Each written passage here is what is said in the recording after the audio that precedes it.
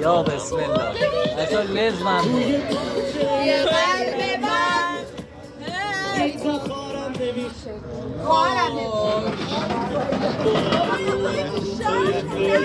تو افکتو بده سر کجا رفت؟ سر بیا پای من دارم میگیرم بیا با یا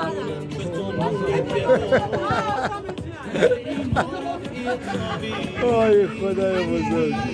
در اختیار تو بیایی تنو ببرش بیمارش کن امید و قلبش بیمارش کن بشکنش سیگارش بچه خیلی خوش اومده یا پیغام داری تو سهر من گرفتم مشتری هم دارم پیم میدارم اینجوری خودم بیفتم سر نمیفته یا تو بگی من سهر گرفتم بچه ها بیا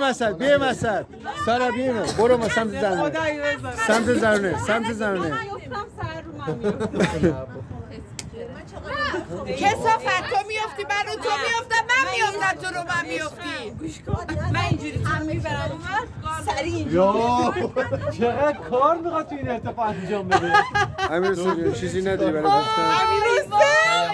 حسین چیزی نداری برای گفتن آقا یه دکتر شما امیر حسین چیزی نداری برای گفتن شما آقای دکتر مهدی مهندس خیلی خوش می‌گذره تداوم داشته باشه آره 100% گرفته صندلی اضافه کنیم نه ما اشتباه آقا این گوشی ما رو من میافتم تو خدای شکر هرچی در دیمون است به بست ما میخوره